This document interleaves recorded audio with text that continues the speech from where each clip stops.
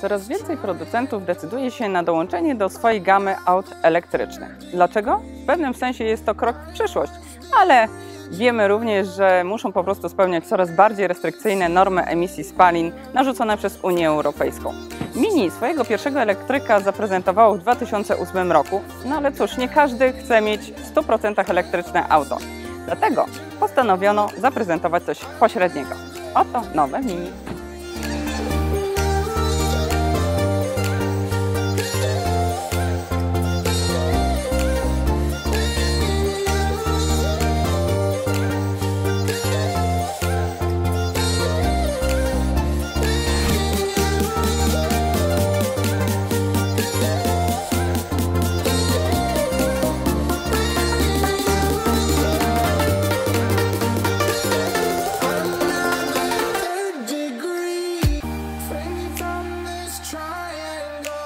Jesteśmy w słonecznej Italii, ale nie dlatego, żeby podziwiać piękne widoki nad jeziorem Como, ale z okazji prezentacji nowego Mini Coopera S, owszem, ale w nietypowej wersji. Właściwie to jest pierwszy taki samochód w gamie Mini, mianowicie hybrydzie plug-in.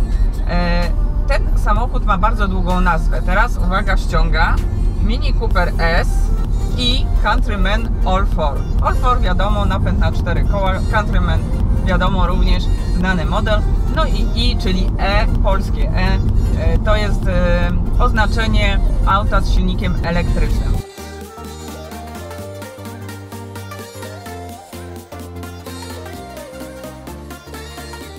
Napęd elektryczny jest skonfigurowany ze skrzynią jednobiegową dwuprzełożeniową, natomiast silnik spalinowy ze zmodyfikowaną sześciobiegową skrzynią Steptronic.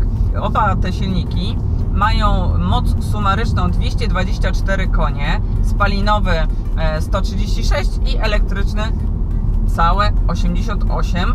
To jest naprawdę całkiem sporo z takiego silnika, a pamiętajmy, że ten samochód ma masę ponad 1700 kg.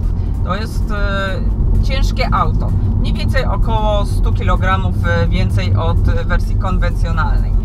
Ale niech nie zmyli nas to, że ten samochód jest taki ociężały. On jest całkiem zwinny, zwłaszcza na trybie 100% elektrycznym, kiedy od zerowej prędkości początkowej mamy 100% momentu obrotowego na kołach, czyli 165 Nm właśnie z tego silnika elektrycznego.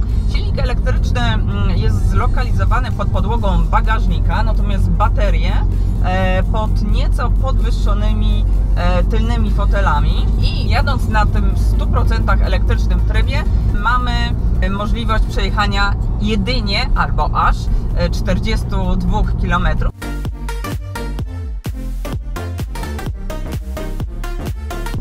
Sprint do setki w Countrymanie w wersji plug-in zajmuje jedynie 6,8 sekundy i to jest jedynie o 0,3 sekundy wolniej niż Cooper S.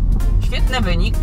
Pamiętajmy, że ten samochód jest raczej stworzony do jazdy w mieście, to tam właśnie ten silnik elektryczny na takich krótkich dystansach, dojazdach do szkoły, do pracy, do przedszkola się sprawdzi. Natomiast jeśli zamarzy nam się jednak wyjazd na jakąś weekendową wycieczkę, bo Countryman, pamiętajmy, że ma naprawdę spory bagażnik i w ogóle jest bardzo przestrzennym samochodem, to możemy skorzystać z tego zwiększonego, można powiedzieć, zasięgu dzięki właśnie temu, że mamy silnik spalinowy i ten zasięg to jest około 350 km na pełnym baku. Tak, oczywiście nie mieści zbyt wiele tego paliwa. Jeśli pamięć mnie nie myli, to jest około 30 kilku litrów, ale pamiętajmy, że coraz więcej jest stacji ładowania jednak w tych cywilizowanych, powiedzmy, zachodnich krajach. U nas również się pojawiają.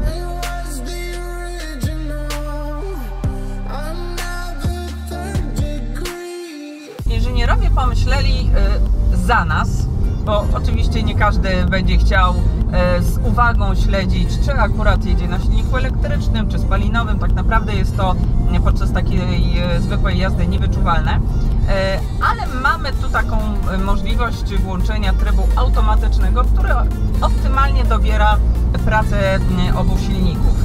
Oczywiście na elektrycznym możemy jechać do 80 km na godzinę, ale jeżeli zachce nam się momentalnie i błyskawicznie przyspieszyć, wtedy włącza się właśnie silnik spalinowy i wspiera elektryczny. Tryb taki zupełnie spalinowy jest również. On z kolei wspomaga pracę elektrycznego w ten sposób, że jadąc na przykład autostradą doładowuje baterię. Jak już wjedziemy do miasta, na przykład ruszamy spod świateł, spokojnie, płynnie, wówczas znowu na tym trybie automatycznym będzie nam się włączał silnik elektryczny.